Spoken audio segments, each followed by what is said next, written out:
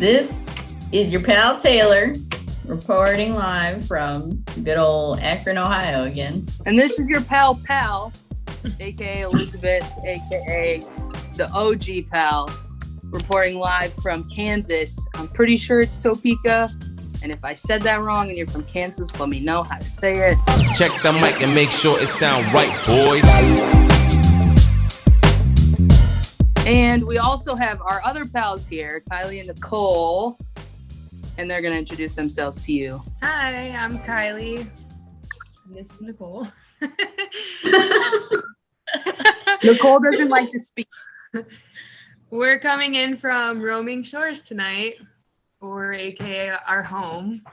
I grew up actually with Nicole at our old church. Yeah, Kylie, I think I met you, I don't know, 11th, 12th grade when you started coming to youth group. Probably. 11th. Oh, I feel like it was earlier than that. Well, you were younger, but I was in. Oh, yeah, I forget that you're 12th grade. Time out. I need Nicole to tell us the most embarrassing story from youth group about our pal T-Coin over here. One time, Taylor thought it was really funny after we had the Easter egg hunt at our old church, right? To convince them to give her all the Easter eggs, the empty Easter eggs. And I had a truck at the time, and I'm not joking when I say the entire bed of the truck, all the way up to the top, was filled with Easter eggs. It was ridiculous. So I got her back. Don't worry, I got her back. Yeah, she sticky note in my car while I was working at McDonald's. And I was working the closing shift and I was so tired. I was just over the day. It was like 1:00 in the morning. And I walked out and my car is just completely covered in sticky notes. I'm like, you gotta be kidding me right now. Pals, can you tell me a little bit about your experience growing up in the church? I would go to church with my grandparents, and they're still to this day like a very closed-minded church. And then came to Cornerstone, and you're in high school and you kind of figure out who you are. And thank God for Liz, because I feel like we all had her to go and talk to. And yeah, I went to church, for as long as I could remember. And my whole family went. It was a family thing. My parents were pretty involved in the church for a while. So, we volunteered as a family to do things and went to youth group and all that stuff. And,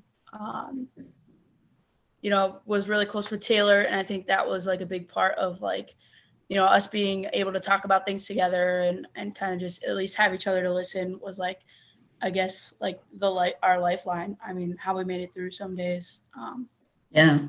I can remember all the times Nicole and I would just go back and forth about certain verses or scripture and just what do you think about that? It just doesn't seem right to me. Mm-hmm. I don't know either. And she's like, my parents will argue me against this and this. I'm like, yeah, so do my parents. And just sometimes it was just so hard because, again, we had Liz, but then it seemed like everyone else around us just wasn't for it. You just always had to pretend and kind of have two different images, like the person you were at church and then the person you were outside of church. And I knew obviously I was gay from a young age, but I think it took me till I went to college to finally start accepting it and figuring out who I was and who I wanted to be.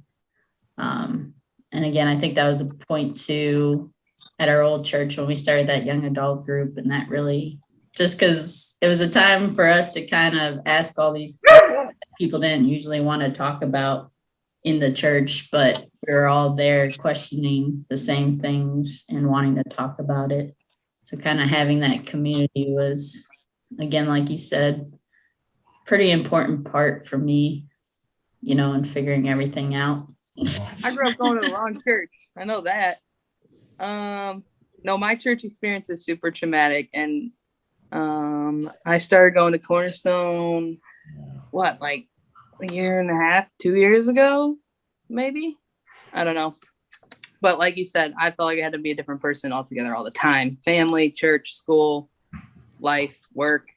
And Liz, again, shout out to Liz. We love Liz. Is the one that was like, listen, what are you doing? You are who you are. Like, that's okay. There's still some days where I'm like, church, just even driving into church gives me like the PTSD. Not so much anymore now that we got this new thing going. So here for that. Yeah. Sometimes like when you're talking to people, like, and they'll start talking about church or something, you'll be like, oh yeah, like you say something about church and they kind of look at you like, oh, like I didn't know that you went to church. Like, it's like, I don't know. Sometimes like people are confused. Like, Yeah. like you're gay and you go to church? Yeah, I know. I get that all the time. They're like, Yeah. I'm like, yeah, it's possible. It's important to be who you are no matter what. And I think that all of us can relate how we had to go through that to get where we are today. Like, I mean, yeah, like Taylor said, we're married, you know.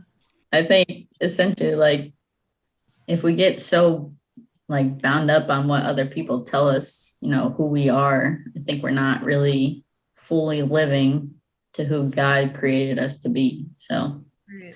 eventually you just gotta choose happiness, choose to be yourself, and know that there's people out there who love you and will care for you and support you. There's also a lot of people out there that aren't safe. So if you're ever in a spot where you're not safe to be who you are, we're here. Let's talk about it. All right, pals. So, signing off from Kansas. Out of here from Akron. Later from roaming shores. See you guys next week. Bye.